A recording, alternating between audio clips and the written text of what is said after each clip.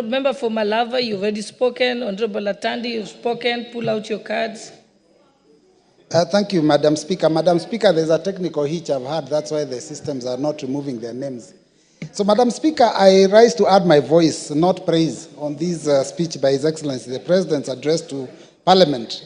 I hesitate to paint a rosy picture, especially because the public know otherwise. Madam Speaker, you know, numbers don't lie. When we talk about issues to do with the economy, we cannot be telling the public that we are doing so well when people cannot even meet their basic needs. Madam Speaker, we are aware that under the current regime, taxes have been increased, so there is less spending power. Yet, even despite that, there is very little new development that is going on in the country. Madam Speaker, we have heard here that Kenya's exchange rate has dropped. Madam Speaker, when this regime came into power, the Kenyan shilling was 123 exchanging to the dollar. Now it is 129. How is that a drop? When this regime came into power, they pushed it all the way up to 160. Now when they sort out the mess they created, now it becomes a drop. It is not a drop because we must compare this regime and the previous regime. Madam Speaker, we are being told that inflation is at a low of 2.7%. It is a simple calculation that you need to understand. Inflation is a price of goods and services. When people have no money to spend, then you cannot raise the prices because the prices are set by the laws of demand and supply. So if there's no money to spend, there is no demand. Therefore, prices cannot go up. So inflation obviously has to improve. So, Madam Speaker, on the issue of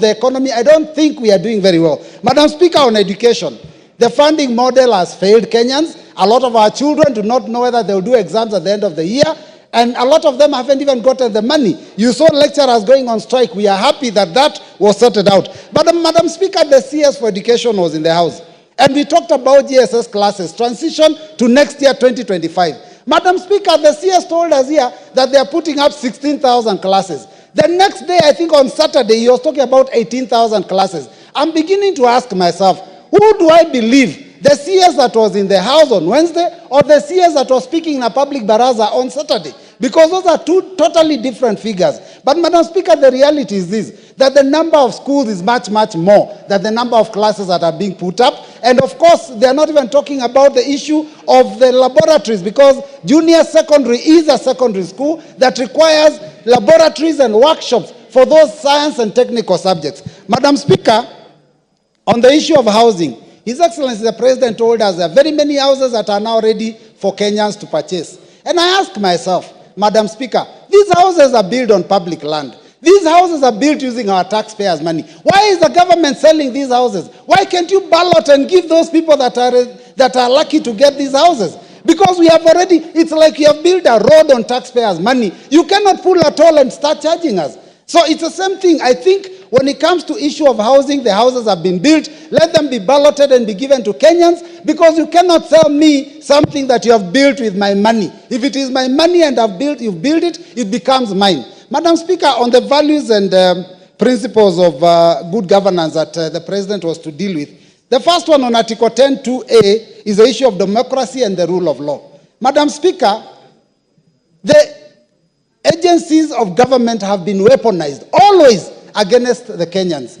Madam Speaker, I want to give an example of the former President, Uhuru Kenyatta.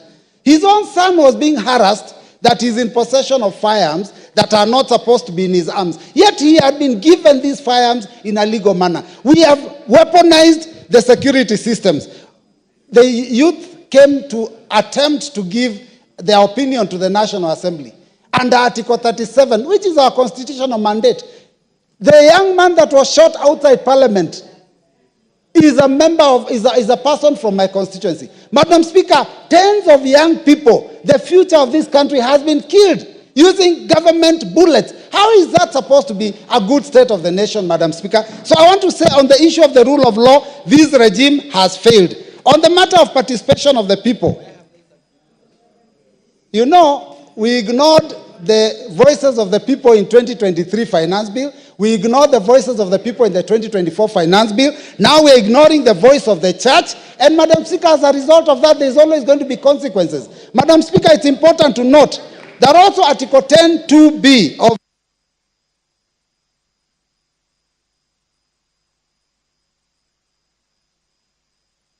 member. how come other people are getting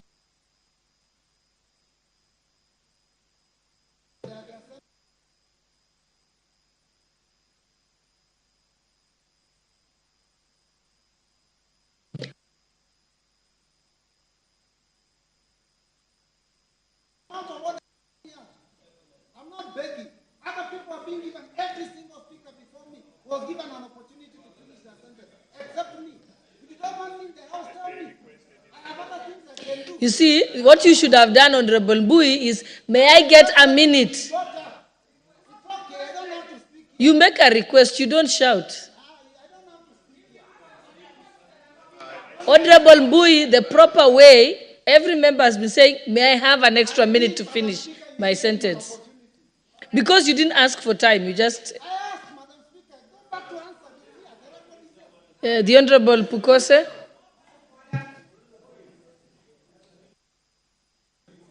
Thank you, Madam Speaker, for allowing me to contribute to the State of the Nation address by His Excellency.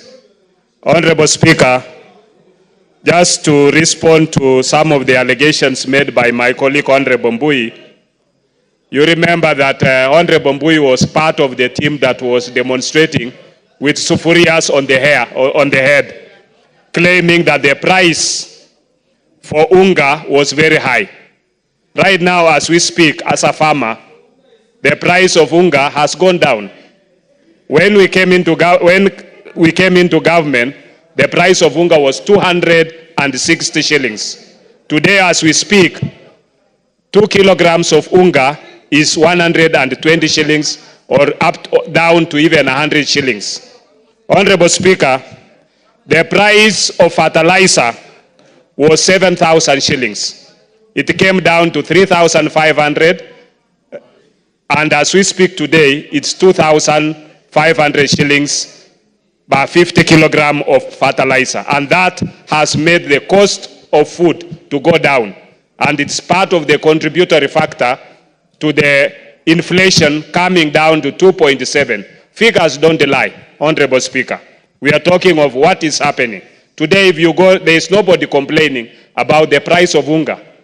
So, Honorable Speaker, when we talk about even the issues about CPC, we know that when CPC was started by the President Uhuru's government, and President Ruto has done quite a lot. One, to be able to make sure that the CPC works. Two, to build more classrooms for the CPC children, and to ensure that we have enough classrooms to make sure that all our learners are able to learn in a decent and more comfortable environment. Honorable Speaker, this House passed the four health bills. That's the national health insurance, the national health insurance fund model to Taifa Care, through the digital health bill, through the SHIF bill, the act, through the primary health care act, and also through the facility improvement fund. Honorable Speaker, as we speak today,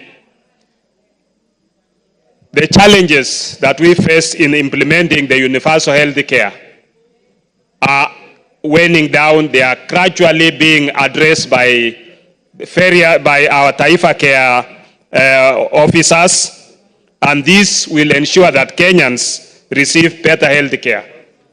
As we speak today, I saw an article where the governor for Garissa, for Wajir, was praising to say that someone was able to be operated on hip replacement all the way in Wajir, and the cost was made by SHA.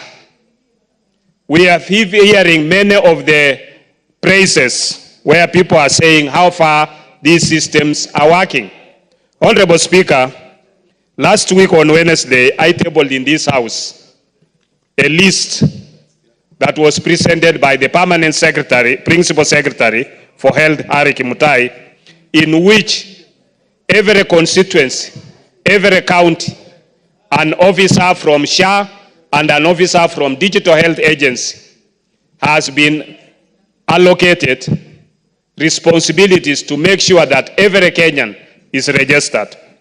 And I want to urge the members, please go through that list. It's at the table office. Know who is the person responsible for your constituency. Coordinate. The numbers are provided, their mobile numbers. Coordinate with them so that you can have your constituents register for these services. Because it is, you don't register when you are at the hospital. It is easier for you to register before being sick, so that when you go to the hospital, you can access these services. The services at the level 2, level 3 are accessible to every Kenyan.